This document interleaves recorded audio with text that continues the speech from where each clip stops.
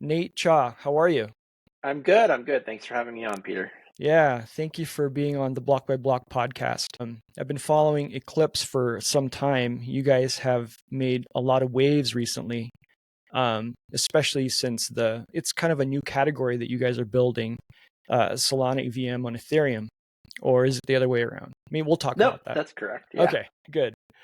But I wanted to start with maybe a little bit about how'd you get to where you are? There aren't a ton of Web3 growth marketers.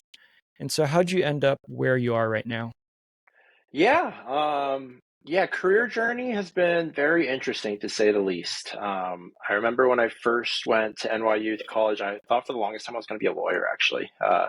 Took the LSAT and everything. Thought for a very long time I wanted to do like public, like law, like basically public defendant type stuff. But every lawyer I talked to basically ended up talking me out of doing law school. So I ended up doing a lot of different stuff. I coached debate for a while. I worked on political campaigns, and then I ended up landing at a company called Nielsen as like my first very serious college internship. And Nielsen, if you haven't heard of it, is basically a giant like marketing consulting data conglomerate. So like their clients are extremely wide in scope, but I worked on clients at Nielsen for like well over like 3.5, 4 years. And the scope of those clients ranged from CPG clients, like manufacturing stuff, like car manufacturers, to like consumer products like toothpaste and perfume, cologne, cosmetics, even like candy, that type of stuff, to media clients as well. So for a year and a half, I was heavily involved in like cosmetic CPG. Then after that, I worked on media clients, so primarily TV networks, sports leagues like the NBA, NFL, even NASCAR. And then my last like stint at Nielsen was with the social media giant. So this was like LinkedIn, TikTok, Twitter, Instagram, and throughout my entire time at Nielsen, basically, I was just advising these clients on like their marketing strategy. So whether it was like advertising campaigns and how that worked, product placement on shelves, packaging, everything that you can think about when it comes to like the consumer journey of like deciding to buy or interact with a product. Nielsen is heavily involved in some way because like the data that these companies leverage to basically make these decisions, Nielsen's like heavily embedded in that process. So after doing this for a long time, I just kind of hit a point in Nielsen where I was like, okay, I think I've kind of learned as much as I can here and grown as much as I can. It's a giant company. It's time for me to move on and do something new. And I was actually very deep in the process of going to work at Disney, actually. Um, so literally had the offer in hand when DYDX came across basically my radar because I had a friend that was working on the BD for that. And he basically said, hey, like DYDX is hitting the point of our like product journey, like where we need to invest a lot more in marketing and we don't have that talent in house. Are you interested? And he called me the day I was about to sign my Disney offer. So I was like, look, dude, like I appreciate it. I appreciate you thinking of me, but like I have this offer in hand for a company that I know very well. And like I think I could do very well here. I like buy a little bit of Bitcoin and Ethereum, but I don't know all that much about crypto. Are you sure I'm the right fit? And what he essentially told me was, we just need someone with a lot of marketing know-how. We can teach you all the crypto stuff. DYDX is like a perps product. It's derivatives. So like it's like pretty deep in the crypto space in terms of like what the product offering is. And one thing led to another. And that's how I ended up working in crypto full time. So when I joined crypto, it was pre-FTX. It was like the golden bull run. All the asset prices were flying. I went to the FTX in Bahamas conference. Like I saw like the actual venue, where all the employees were housed and everything. I was taking business meetings on yachts, and I was like, "What the heck have I walked into? Like, what is this industry? Like, I think I made the right call. Like, this is like so interesting. Like, this is a completely different world than I'm used to. There's no one's wearing suits. Everyone's wearing like Hawaiian t-shirts and we're like on boats. Like, what is this?" And then within like half a year, everything imploded.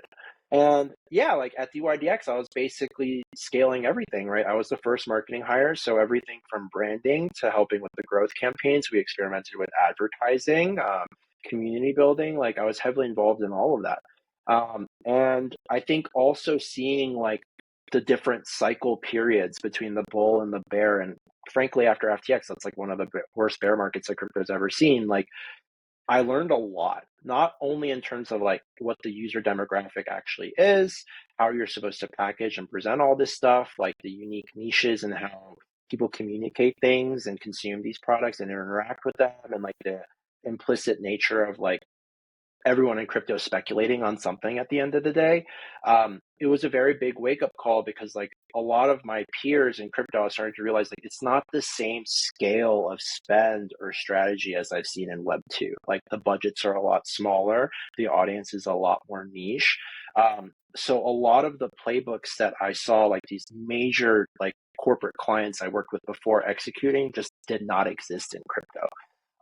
And it's been very interesting to see the evolution over the last 3 years in this industry, because it's gotten a lot more saturated. When I was first at the DYDX, there wasn't really like any reputable perp competitors. Now, like you have Hyperliquid and all these other competitors, like Vertex, for example.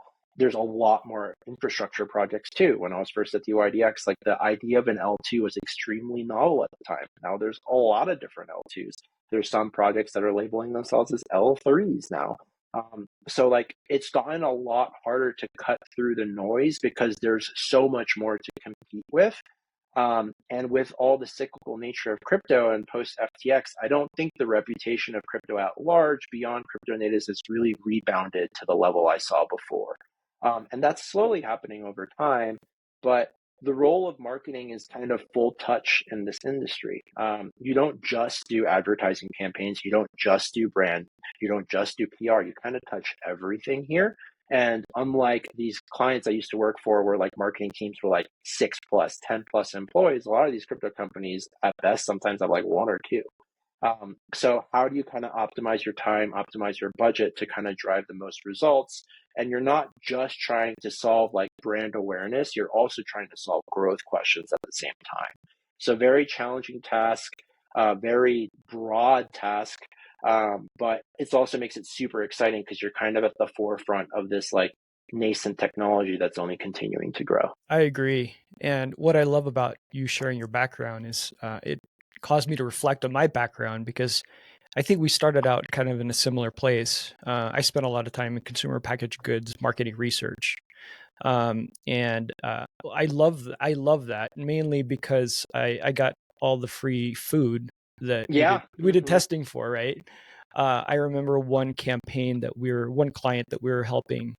It was very early in um, it was a packaging test for applesauce, and this was like this was around the time Go-Gurt came out with their new packaging, and then the applesauce where you kind of twist the cap and then you kind of eat the applesauce. Oh, interesting. Okay. Like Yeah. all of that was brand new, and so it was Mhm. very interesting to see what the test results were across different markets in the U.S., and that was a lot of fun. One thing that you said that I think is quite interesting is, in blockchain, there aren't a lot of growth people yet, but it's maturing, and we're getting more and more people from varying backgrounds and experiences. One thing I love about the Eclipse website is that it feels like it follows really, really good fundamentals. When I go to a website, I want to know, like, what is it you guys do? How are you doing it? And I want to talk a little bit about that, because I think that might be a good segue into what is Eclipse. And if your website doesn't answer that question, then that's an opportunity for improvement. And I feel like yours definitely does. And so when I first go on the Eclipse website, uh, I scroll down and I see that video or turbo horns. And like, tell us about that video. First of all, it brings back kind of lots of nostalgic feelings. It feels romantic. And there's this new character, this mascot. Tell us about the mascot and kind of the thought behind how you guys created that and what your intentions were. Yeah, so something that I've kind of resonated with from one of my like marketing professors since college is the rule of seven. So, and Nielsen like really reinforced this when I worked there too, which is basically like a consumer has to interact with your brand 7 times before it sticks. So the idea is like how many different ways can they consume or interact with your brand before they start to identify like, oh, this is like Eclipse or this is Gogurt, like you were talking about. So everything that you do, basically, like you just have to think like, how many different ways can I hit the consumer with visuals that like kind of make them understand the brand identity, and hopefully it resonates so they keep coming back. So the website's an example of that. The mascot's an example of that. Twitter's an example. Any content we put out, any new product offering, any app, honestly, built on Eclipse, like I think about this very holistically. And then let's be a little less broad and apply it to the context of crypto. So when I first joined Eclipse, the CEO of Eclipse, Vijay, and I had worked together at DYDX before. So he was actually like my boss there for a very short period of time. So when he first approached me, he basically was like, hey, like I saw you scale marketing at DYDX. You did a great job. Do you want to run it back here? And I was like, okay. We talked about it for a bit, and one thing led to another, and then I ended up at Eclipse after DYDX. And when I was first doing my like formal interview for the team, we were talking about a lot of different stuff because they were trying to figure out how to scale their entire marketing engine, kind of similar to what I was solving at DYDX. And the topic of the crypto intern account came up. And I basically told them, I was like, look, like I think by nature, crypto is very cyclical. We can all kind of acknowledge that there's a lot of these copycat protocols. A lot of protocols are doing the same exact thing that others are doing. The one way that you can stand out a lot is not just your core product offering and doing something fresh, but also having a very different take on how to brand it. And the crypto intern account was something that started like pretty interesting because it was like, oh, let's just be less corporate. Let's kind of have like a Twitter account that interacts with people, just like very real, posts a lot of like unhinged or meme content. But just like everything else in crypto, people just started copying it and it became super diluted and it wasn't high quality anymore. Eclipse was also experimenting with this. I was like, do you guys actually think this is really gaining any momentum? My read is no. And I also don't think necessarily like this is going to make our brand like benefit at all if we keep investing in this. Why don't we try something new? So I said, let's just punt on the intern account altogether. And I was like, I want to explore the idea of like a mascot. Because if I think about it, like infrastructure is extremely technical. It's hard for the average end user to really resonate with infrastructure itself. And I feel like the best way for us to do this is to have some sort of brand collateral that has way more mass appeal than the technical stack of Eclipse itself. So a lot of the ideation around the mascot was one, doing something fresh, but also trying to come up with something that could resonate with a much broader audience than just trying to promote the technical intricacies of Eclipse.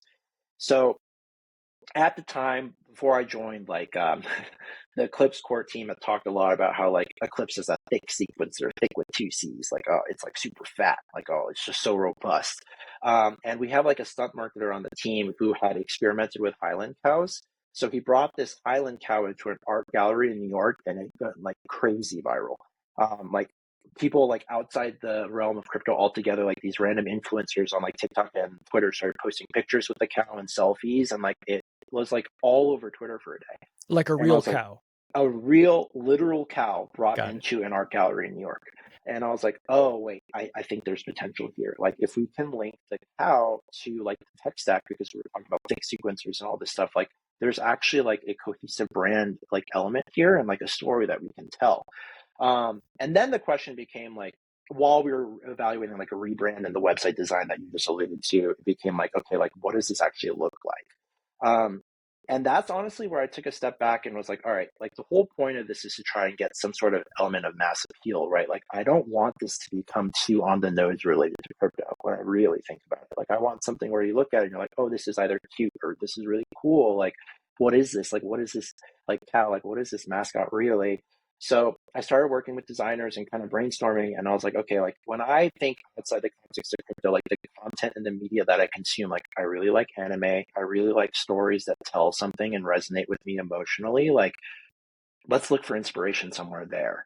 So I was combing through different anime type stuff, and then I landed on like Akira, with the motorbike, that iconic animation where like she like kind of slides backwards, as well as Speed Racer. And I was like, okay, like TPS and all like the speed and like performance marketing, like performance of like blockchains is becoming super saturated. We can kind of allude to that because Eclipse is super fast, but we don't have to be so on the face like, oh, our core brand positioning is like around our stellar TPS, because I think that's like it gets old super fast. So we designed this basic mascot to basically be like, okay, it's a Highland cow. This has like mass appeal and virality potential, we can turn him into some sort of racer, kind of like a Kira and speed racer, to kind of allude to the speed elements and execution capabilities of building Solana on Ethereum. And we can kind of build a narrative off of that. And this is actually like starting to see real traction. Like there's people that have come to Eclipse because they interacted with the mascot first, as opposed to reading our technical documentation. That was exactly the goal, right? The rule of seven. You want people to interact with your brand in as many different ways as possible. And it really doesn't matter why they got brought into the fold. The question is, once they got brought into the fold, like, can you retain them on top of that? So that's kind of like the backstory around it. And to be honest, like I try not to micromanage my employees, but if there's one thing I micromanage, it's brand. Because it's really hard to build a brand, keep telling a coherent story and not lose momentum. And if there's not someone in the driver's seat that really dictates like, okay, this is what we're going to do, this is how we're going to continue evolving the story, then it falls flat. Really good example of this, like people on my team were like, oh, this stuff is doing really well, we should double down. I wanted to collect that and be very intentional about that. So I checked like our engagement rates, not just in Twitter but our Discord, like how much art was being spun up by the community related to our mascot, like how was this actually resonating with people. And once I was confident in the data, the question then became, okay, let's start storyboarding and building something around this, but also let's make sure that the quality of art doesn't decrease. Because if like we start this shipping, for lack of a better word, excuse my French, like shitty animation, then like that doesn't really help us all that much. So the team at a certain point was telling me like, oh, we just need to make a lot more turbo content. Let's start using Fiverr. I was like, absolutely not. Like the reason why this is resonating is like its quality is really good. People actually enjoy interacting with the content and it's fresh. If we just like outsource all this work to random like graphic designers on Fiverr, I think it loses its appeal really quickly. So if you really think about it, like the amount of videos we've actually shipped with Turbo in terms of unique animation is only 2. We've only actually produced 2 concrete, distinct video pieces. A lot of the other stuff is like hand-drawn, like static imagery. But because of how intentional we've been with packaging that and like storyboarding anything we put out, I think that's why it's also resonated so much. Eclipse is a 34-person company. For most of 2024, we were 25 or less employees. Like our edge is not pumping out content at like extremely high quantities. Our edge is just being very thoughtful and shipping really good quality. And I think that reflects in our marketing strategy and like our brand mascot and just like brand strategy in general. The brand mascot, I think, and you can see this. I followed Eclipse before you had joined, and I remember it was quite technical before you had joined. And then when I went to the website, most recently, I was very surprised, and it's memorable. And turbo horns, the video, and it's that can be in all of your content in the community, and it's memorable, and I love that part. Now, tell me about you mentioned storyboarding. What does that process look like inside of Eclipse, and what could other growth marketers kind of learn from that approach? Yeah, I think with a lot of people, like in crypto, growth marketing is very heavily tied to incentives. And I don't necessarily disagree with that, right? Like, especially if you're like a DeFi protocol or something, right? It's pretty straightforward growth paths, right? You need TVL, you need people to actually use the product. Can you deliver an airdrop or basically financially incentivize usage? But especially for like infra or like any product that is in crypto in a very heavily saturated landscape, I think that scope of thinking of growth purely as incentives is too small, because like you also need to prioritize like the upper funnel of brand awareness at the same time. So when it comes to storyboarding, like I think my greatest strength as a marketer, especially having been in the trenches for like 3+ years now in crypto specifically, and like using a lot of these products and like farming different protocols and stuff, is kind of understanding the core user audience. So whether that's speculators, traders, builders, like I kind of understand how they think about things. And I also understand how much exhaustion there is, for lack of a better word. Like there's just so much that is getting spun up and so many different projects that are getting VC funding or trying to bootstrap like their initial like go to market strategy, that like there's just so much noise all the time. For any single thing that you're trying to farm, for example, like there's like 10 other things that you could choose to interact with. And the question is like, what's the best use of my time, if I'm being honest? And when it comes to storyboarding, I think the fundamental place I start is like, okay, what is the key thing that we're shipping, but what is the key message we're trying to actually do here? So our launch video, which you've alluded to, is like a very good example of this. Like when I was talking to Terry, our head of strategy, I think the number one thing we did is like, there's a lot of fatigue in the market right now because people are just kind of fed up. It's been a pretty brutal bear cycle after FTX. There's a million different things to play with. Some stuff has been like, for lack of better words, a lot of rug pulls recently. Like there's just like, as a user and as a builder, it's kind of like PvP in crypto. Yeah, it's kind of part of it. Like you're, especially as a trader, you're always trading against someone else. We understand that, but like doing that 24/7 is not exactly enjoyable for most people either, especially if you're a developer. Like you just kind of want to be able to build something cool. And yeah, you want to build like a sustainable business, but you also want to have a good time while you're doing it. And that's kind of what we noticed was the ethos of crypto at the beginning, right? Before all the saturation started happening, a lot of people were just like genuinely a lot more optimistic about the future of the industry and excited about building stuff. But somewhere along the way, that kind of morale disappeared. And the excitement kind of turned into a lot more cynicism and pessimistic attitudes. So when we came up with this launch video, we're like, we could go really deep into the tech stack if we want. Like maybe that's the way we sell it. But like more and more, we started to realize like actually maybe the one thing we want to lean into more is like the emotional aspect of things and like have this message resonate, right?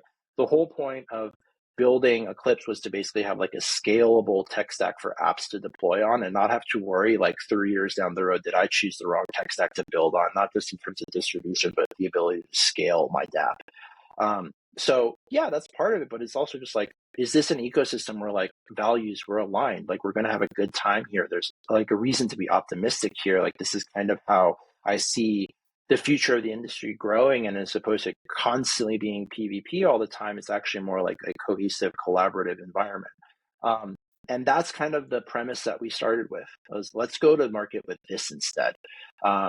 And we can counter position against every other launch video we've seen in the last 2 years. It's always flashy animation, like, oh my God, look at all this, like this TPS or like this like random product feature, and it's like snappy video editing. It's like, no, let's kind of just do completely something different and we'll stand out that way. And I think honestly, it was a big bet. Like it wasn't like necessarily a slam dunk when we started planning it, but like that's kind of how we read the landscape. And thank God, like it resonated, right? I think it hit really hard. We were the talk of the town for the day of the launch. And from there, it was also just kind of, it's played a lot of a role in terms of the new devs that we've onboarded into the ecosystem. And like a core part of our strategy when it comes to building community and stuff, it's like, let's believe in something for once. Let's not build an ecosystem where it's like, okay, the airdrop happens, now they're irrelevant, they're dead. Like that's not the point. We're trying to build something that has like a lasting legacy here. So we should communicate that in our core like rollouts of products and our launch videos too. In the book Differentiate or Die, they talk about how, being better, faster, cheaper almost never works. What does work is if you're able to communicate how different you are. And I think you guys definitely do that in the messaging and the positioning that I've seen. Now, straddling between two communities, Ethereum and Solana, and the messaging of Solana speed with Ethereum's liquidity, you could have taken this in a more combative approach or an approach that unifies both communities. What were the internal discussions at Eclipse like as you kind of considered the needs of both communities and kind of the ethos of both, which are somewhat different? Yeah, I think it's very interesting if you take a step back, because I think every single key inflection point in crypto I've noticed, like it's the old legacy tech that kind of dunks on the new one. So like when Ethereum was first to market, like people were like, oh, anything outside of Bitcoin is a scam. Like, no, Ethereum's useless. Like, what's the point? The only point of crypto is like a store of value. Bitcoin's the only one that matters. And then Ethereum started to get some traction. Same thing kind of happened with Solana. Like a lot of Ethereum maxis were like, oh, Solana's completely irrelevant. Like this is a grift. Like it doesn't matter at all. And then the meme coin craze kind of took off. Solana started to get a lot of traction. The reality is there's a lot of liquidity on Ethereum, but a lot of the legacy users are not willing to move that to a different chain.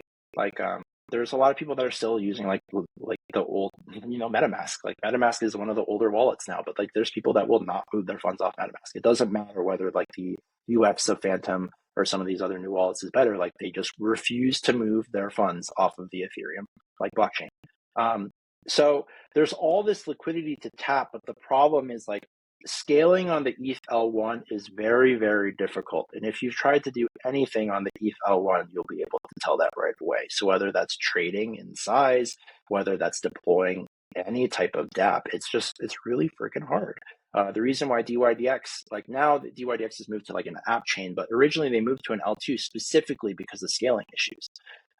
So Ethereum itself has gone into this kind of like, oh, let's scale Ethereum by the L2 kind of roadmap is what's been put for like the last year and a half. But then we saw all the traction of Solana and just the execution capacity of Solana. And we realized like maybe the solution is actually that we take Solana as the execution engine and then put that on top of Ethereum so you can tap Ethereum's vast liquidity and resourcing, and you can kind of merge the best of both worlds.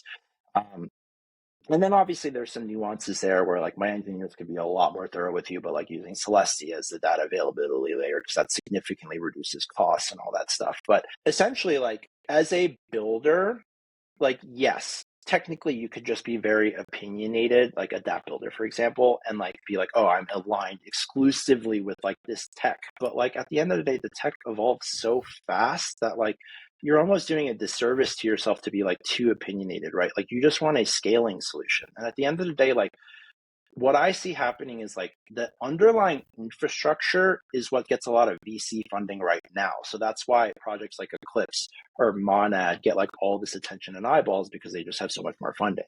And it's easier to speculate on that stuff. But over time, like the dApps and the actual key product market fit, like usage scenarios are what is going to drive a lot of the narrative around crypto.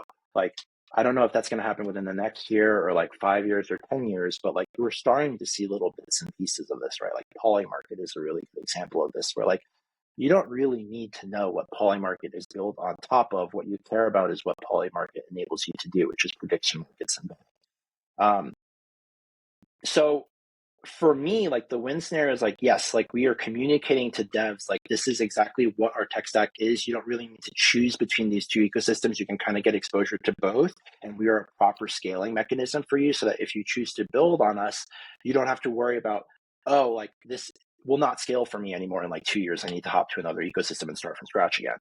Instead, like you can leverage us, leverage our distribution, and then over time, you will have enough like critical mass or momentum where like over time your brand's not going to be because like you're built on Eclipse. It's going to be because I'm my own thing and like I have all these users that need me interact.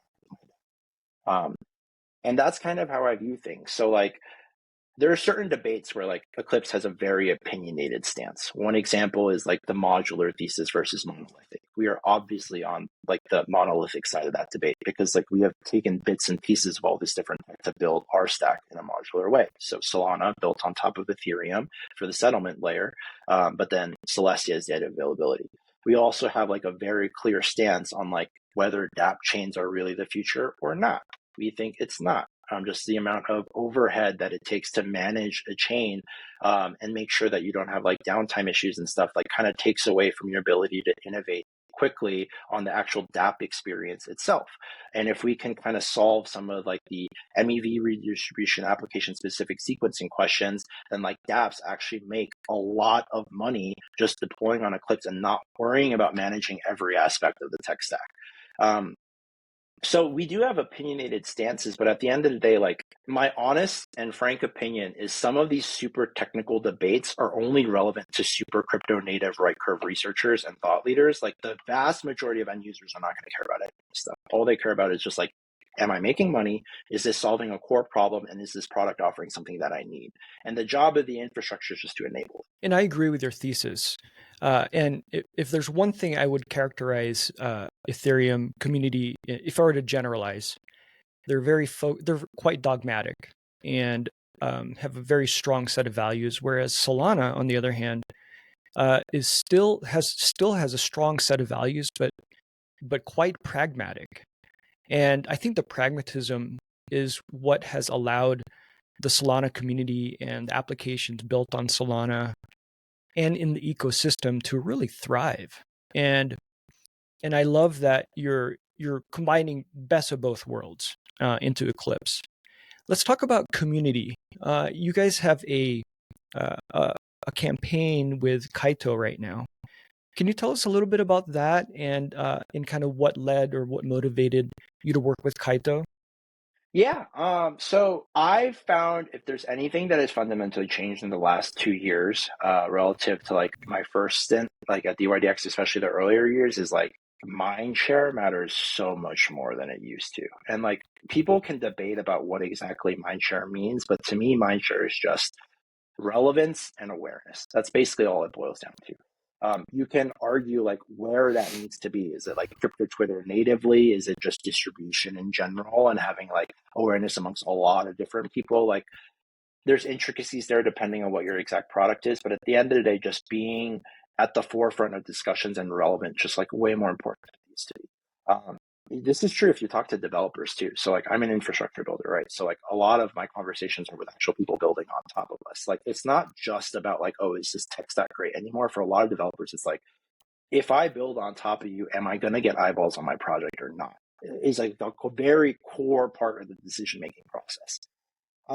So Kaito just happens to be, in my opinion, the best tool on the market to actually measure mindshare, but quantitatively within the lens of crypto Twitter specifically, so crypto natives. Some people are free to disagree with that, but like I've played with a lot of these tools. I've used a lot of social sentiment analysis tools, and the biggest issue I faced was like the sentiment analysis itself is pretty bad because there's nuance there, right? So like if someone says, oh, this is sick, a lot of sentiment tools like will not actually classify that as good sentiment. They'll actually classify it as negative sentiment. That's one part of it. The other part is like the scope is just too big. Like the main reason I'm leveraging Twitter is not for a broader audience, it's for crypto natives. So I need to understand what my standing is with crypto natives specifically. So some of these more general purpose sentiment analysis tools for Twitter were not really cutting it for me because like the scope was just too big, for lack of a better word. So that's why I started leveraging Kaito to begin with, was just like read the landscape. This was also played a key role for us to be able to be objective too. So like, is Eclipse actually winning more mindshare over time relative to when I started versus today?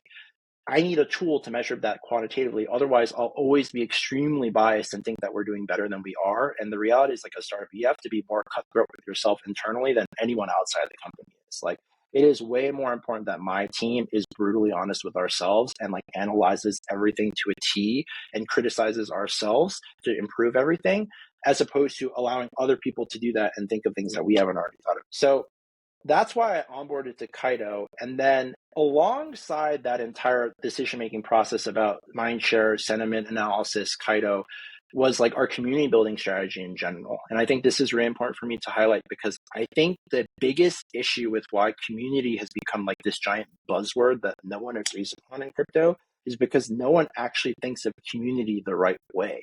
Like community to me is not every single person in crypto. That's not what a community is. Like abstract away crypto, community means that you take care of your core constituents as opposed to tourists.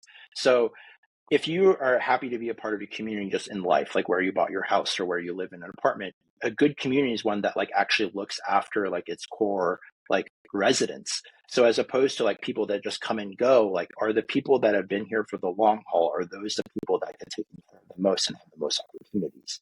And that's the analogy I applied to like community building in crypto too. So are the early adopters, the ones that have not only invested like money into Eclipse by playing with these apps, but also are giving like feedback or active and triaging issues, raising concerns to us, helping other people that are joining the ecosystem and answering their questions? Are these the people that are getting rewarded for their investment, not just in terms of money, but time? Like, and the Yap leaderboard was a very good way for us to do that because we could link not only like our Discord presence, but our Twitter presence too. Like, are the key people that are the most vocal supporters of us and the people that are the most plugged in, like, are we actually paying attention to all of that? So that like the Moo leaderboard we came up with with Kaito is just like another instrument for us to measure like who is a core part of our community, who's actually paying attention, who's engaged. Because in crypto, like if there's an opportunity to make money, people will take advantage of that as much as possible. That's why farming exists. Like if you farmed any protocol in the past, whether it was Arbitrum back in the day, or you're trying to farm Eclipse, or you're trying to farm any of the other projects, whether it's a DEX or friend tech or whatever that looks like basically you're just trying to figure out how to game the system so you can make the most amount of money. It's not necessarily a bad thing, but like I don't want people on Eclipse that just can't compete with like the most sophisticated farmers that spin up 20 plus wallets and have like hundreds of thousands or millions of dollars to play with to get like less exposure to Eclipse just because they're at a disadvantage financially. That does not make any sense to me. So that's kind of like the full baked explanation for like why we even executed the Moo leaderboard in the first place, and like why we think so deeply about community building. Because the reality is like a lot of us out of Eclipse have farmed other protocols before, and 9 times out of 10 we don't stick around after we get the airdrop because we know that there's no value that this ecosystem is delivering to me. There's nothing fundamentally for me to do after the airdrop happens, and transparently, like I'm not aligned with like the actual leadership of the company or the community itself. Like it's just completely mercenary. So if anyone's cognizant of that, it's our team. So like how do we solve that? It's by actually like building a community from the ground up and thinking about like have the people that have been here from the start, like is there a reason for them to fundamentally stay or not beyond just the Eclipse airdrop? And that's like I think a very important intellectual like honesty check that a lot of protocols should take. So it's not about like whether you use the Kaido leaderboard specifically for your project. It's more so like, are you actually thinking at a deep level about what it means to build a community and like do it in a sustainable way? Because if not, the chances are like you'll have your TGE or your airdrop or whatever incentive mechanism go live, and then as soon as it's over, like. And I think that first principles approach to what is a community makes a lot of sense, and is certainly something that a lot of CMOs and growth leaders could learn from. Now, Eclipse hasn't had a token generation event, and so the community members that are involved right now, they could be segmented as, you know, they've been here at the beginning, they're very active. But what happens when tourists start coming? How will you be able to segment your audience, tourists versus diehard Eclipse fan? Yeah, so I think it's just literally paying attention, to be honest. Like, we've been very religious about monitoring the Discord, just interacting with people on a daily basis on Twitter. So, like, if someone's been around for a while, we've noticed.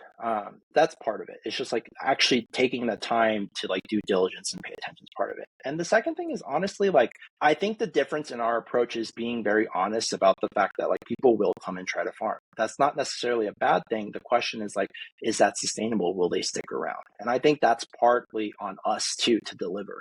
So the goal as a growth marketer and like a growth leader at Eclipse is fundamentally, are we providing a opportunity financially where even after the airdrop happens for Eclipse, like would people stay? Like is the opportunity cost of not being active on Eclipse so large that as opposed to taking the airdrop and then leaving, you actually want to play with the different protocols and then be eligible for other financial incentives or other mechanisms to make money on Eclipse are just so robust. Like that's something that you have to deliver as an ecosystem.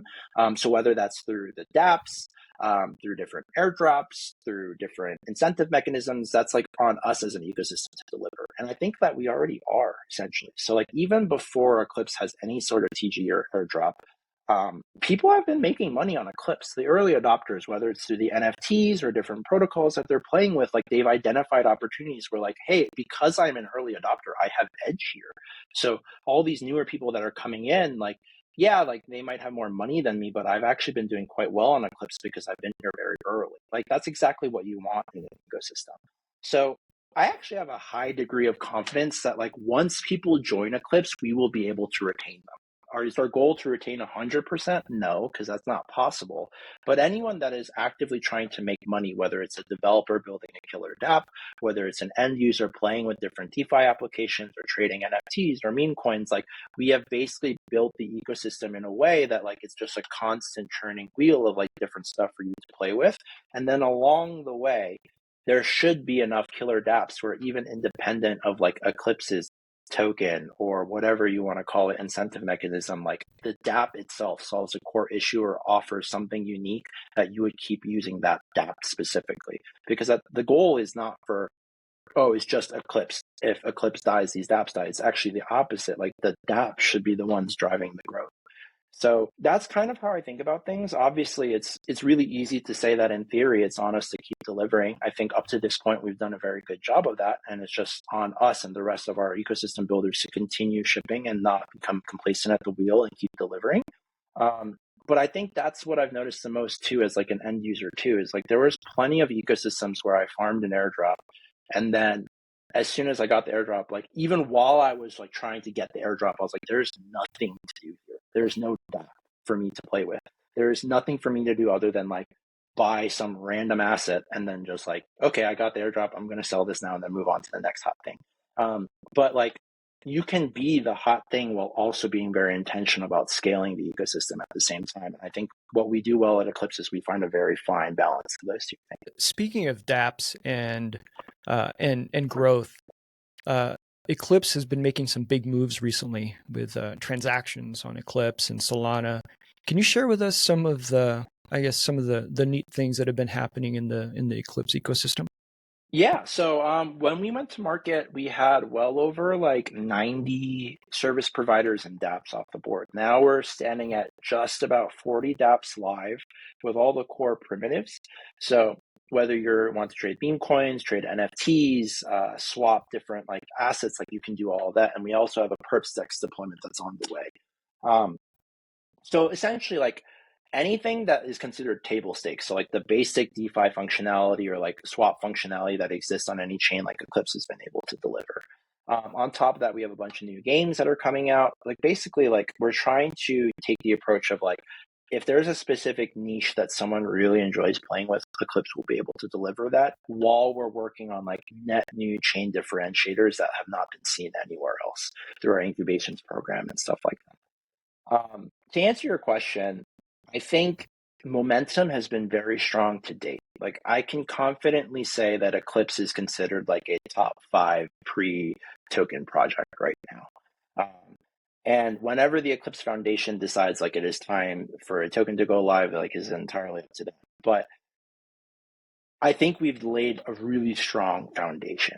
And like what we've been actively doing is like, instead of just like taking our sweet time, like we've been trying to stress test and make sure that the stuff works in reality. Because it's really easy on paper to say like, oh, our chain can handle this level of throughput, does not have these latency issues, can handle this level of TPS, or like this scaling solution and that. But like, you don't actually know until like real money is at stake on the chain and people are actually doing a lot of different things. So whether it's like the TurboTap stress test mechanism that we came up with, which is like a mobile clicker game that seems a lot like almost like a Farmville type aesthetic, or like swap functionality, meme coin launch pads, like you kind of have to be able to handle all of it. But I'd much rather we start doing that early to figure out what we need to optimize in terms of the tech stack instead of waiting for like the perfect opportunity to do that, because I don't think that chance exists. So yeah, over the next month, I think we have like 6 games that are going live on chain in the next 2 weeks. Perps.xyz is on the way. There's a lot new net new deployments that like I won't share too much about because I don't want to leak too much information for these new dApp builders that are working on this stuff behind the scenes. But all that stuff is like, there's a lot going on where like the energy is like almost infectious. Like I see all these different developers working on all this different stuff, whether it's AI related or end consumer, like almost where you abstract away like the crypto component and it's just like something where like our normie friends or like our parents could interact with and be like, oh, like this helps my life in a certain way, but they wouldn't even know that it's a crypto product. Like that's the type of stuff where I'm like super excited to see all the innovation happening, and we're enabling that to happen at scale. Now, this is quite interesting because at the very beginning of our conversation, you shared about turbo horns and the cow, and the messaging is quite different. But underneath it all is a very strong technical foundation. Mm-hmm. And now you're telling us about all these dApp developers that are coming to Eclipse. And like, is it the cow that's drawing them to Eclipse? Or is it the technical foundation? Or how I guess maybe help us understand what is driving them to come to Eclipse versus another layer 1 or even Ethereum or even Solana proper? I think it's both. It's interesting, right? When you're building an ecosystem, a lot of these projects have this approach where they throw money at projects to build on top of that. It's called grants, right? So like, oh, we'll give you basically money to build on top of us. I think this causes like a huge incentive alignment problem because like devs can be mercenary too. So they'll ship vaporware for a year, collect the payment, and then bounce to the next thing. And I've seen this time and time again, which is why generally speaking, like Eclipse doesn't really write grants at all. Because like it's just not sustainable. And like at the end of the day, like the reason why people are coming to Eclipse is a combination of all of it, to be honest. It's the tech stack itself, but also understanding like, oh, wow, they actually understand the importance of distribution and branding. So like, if I come here, I can leverage all of that where like, I have thought leaders at Eclipse that will help me build my own brand, but I can also lean on them for that support. Like coming from a DApp team before Eclipse, if there's anything I realize is it's really, really hard to build a killer DApp experience. Like there's so much different stuff that can go wrong. So if you're a DeFi DApp, it's like, do I have enough liquidity where like people can actually trade on this thing? Does the order book mechanism work? Like if someone wants like to power use a perp stacks, like if the order book mechanism doesn't work, like you can't trade anything because like your orders will never fill, especially when there's like size and leverage involved. Like the worst case scenario is like you try to place a trade and then close that trade and then you can't close the trade, market conditions change, and then you lose all the money, but it's not even like the user's fault, it's actually the platform's fault. So if a DApp builder has to focus on all this stuff to make sure that the UX is robust and like the product is usable, that generally leads to a scenario where like these other business functions almost get neglected. Marketing is a very good example of that because you're so focused on making a usable product that the distribution of that product ends up taking like second order priority. I'm the first person that'll tell you that distribution matters a ton these days, but I also sympathize with that position because I've worked on a team like that before where like there's just so much to figure out that like if you can't even get the product out to begin with, like how can you even as a founder begin to think about distribution? Because I haven't solved, like even if I distribute this product sucks. So like no one's going to use it. So for us, like, yes, we've built this robust tech stack. We're continuing to innovate on it, produce more research, solve all these underlying issues when it comes to application-specific sequencing and stuff so we can make it much more profitable to build on Eclipse compared to another chain.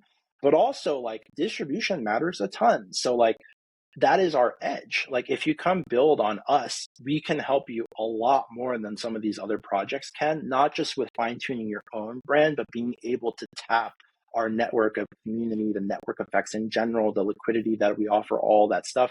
And all of that comprehensively is what makes Eclipse like very unique. And I think the results are starting to speak for themselves.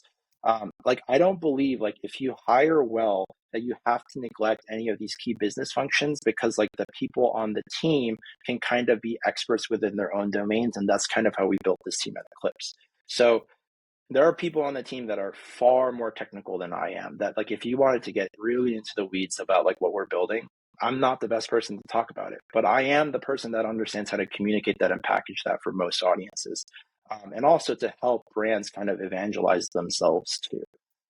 So like you'll see like Astral, for example, is a lending protocol that's native to Eclipse. They've been rolling out these epoch windows where basically they like open up the breadth of assets that you can lend and borrow against. And those like taps have been getting filled within like 24 to 48 hours every time they release a new one.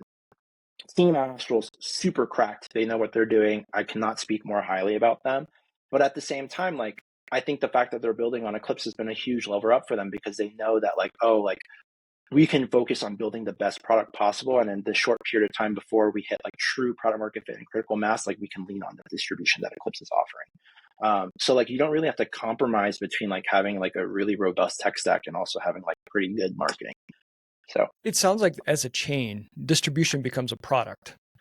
And the relationship between mindshare and brand, knowing your audience, and the fundamentals of messaging and positioning becomes so important. And it sounds like you guys are getting the fundamentals like spot on right, and it's showing. And well, it's I appreciate that. Yeah, thank you. no, I it's like to think so. But yeah, like it just matters. And I think there's a lot of really, really like intelligent, probably from like a pure like raw IQ standpoint, like people in crypto that I've met that are like far smarter than I am. Like I'm not gonna pretend that I'm the smartest person in the room. There's a lot that I don't know, but I think sometimes with these really, really intelligent folks, they build so much within like this ivory tower where they kind of forget like how important context is and like the broader macro environment, as well as like the competitive landscape, where like crypto is just so much more saturated now. Like you cannot build in the ivory tower or in isolation without keeping account of like all this other stuff. So like, yeah, back in the day when I was at DYDX, I think the game was a lot easier.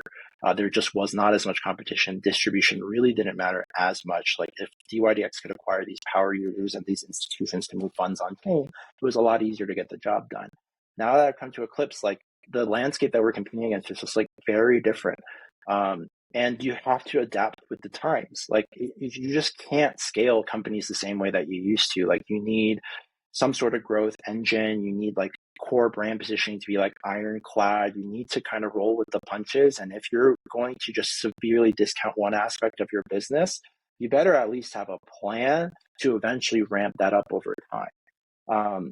And I think we're very honest with ourselves at Eclipse that like it's kind of all of it cohesively together that is causing us to find like this momentum and like this track record for us, right? So like the engineers are continually shipping. I have extreme confidence in like the brains that we have on that side of the house just to like build phenomenal infrastructure.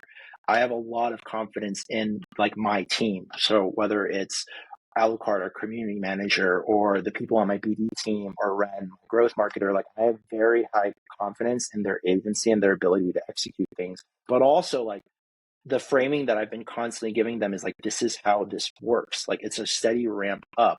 You're not going to see change overnight. Our job is to just continually deliver. And then as the ecosystem grows, like more and more like new participants arrive, whether it's developers or users, and like our ability to retain them will show over time because we understand how this game works.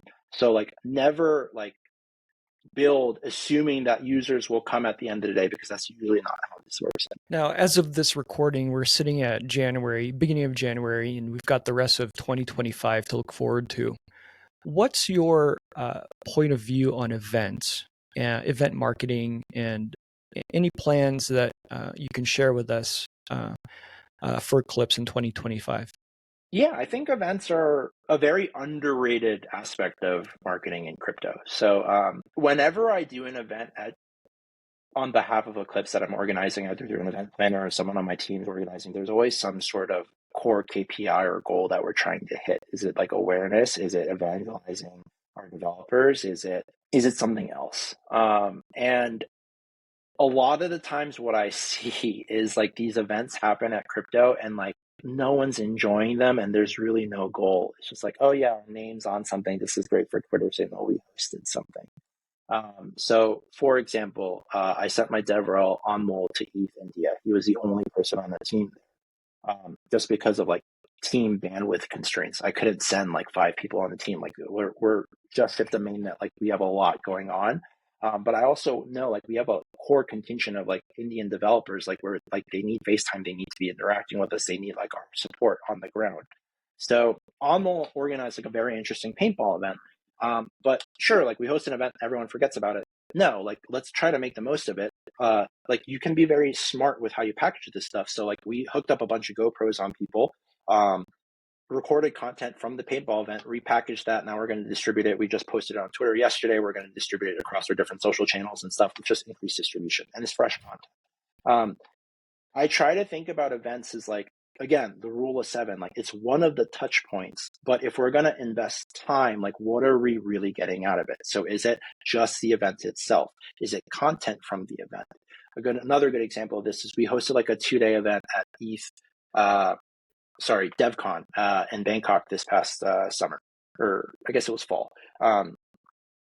We hosted this 2-day event. We have recorded a ton of footage from that, from like intellectual discussions to like DApp pitching conversations. We hosted the event itself, which I think went really well. Kudos to my growth marketer, Ren, that organized this all.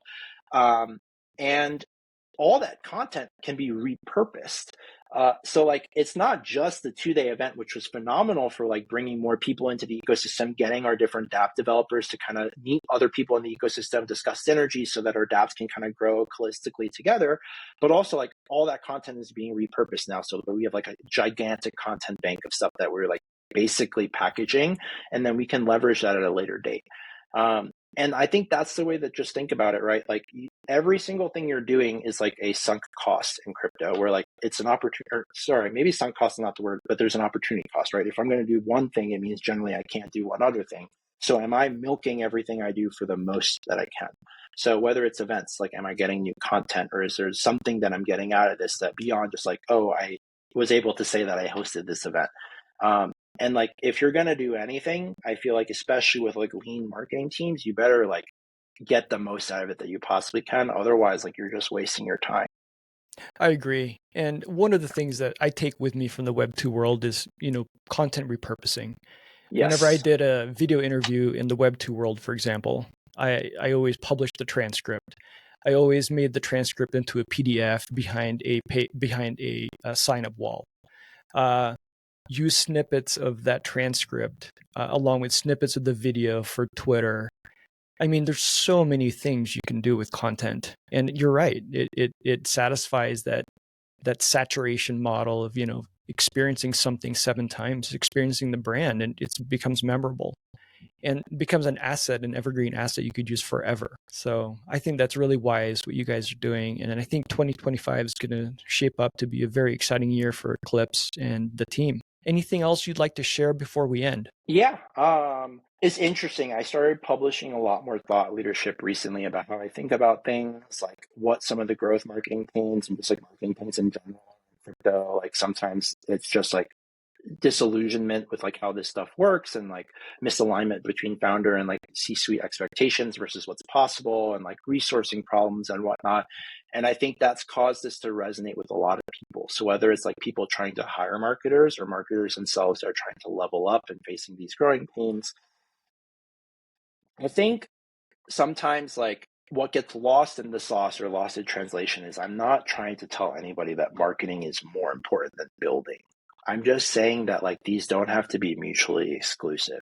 So whenever I post stuff, or whenever you see Eclipse doing stuff, like the goal is not like, oh, like marketing is more important than engineering, or like it's just not, don't view this stuff in a vacuum. Like you don't have to treat either of these core business functions as less or more important than the other. Like they should work off of each other. And if there's one thing you can learn from like me in terms of like the information or the alpha or the wisdom or whatever you want to call it that I'm trying to share with other people so that we can all level up as an industry, it's you guys should be working together. And no really good marketer is going to tell you that they can solve every single one of your problems. But if you can bring them into the fold and they can work together like cohesively with you, like you'll just see way more growth and way more potential for your projects than otherwise. And I think that is kind of my message at the end of the day, even outside the context of Eclipse, is like we can all do better. And I think you're already starting to see like examples of that. Hopefully you consider Eclipse one of them, but like it is possible to just like level up overall when it comes to the go-to-market side of the house. I think that's a great place to end. Nate Shaw from Eclipse, thank you so much. Thanks for having me, Peter. Great conversation. Talk to you soon.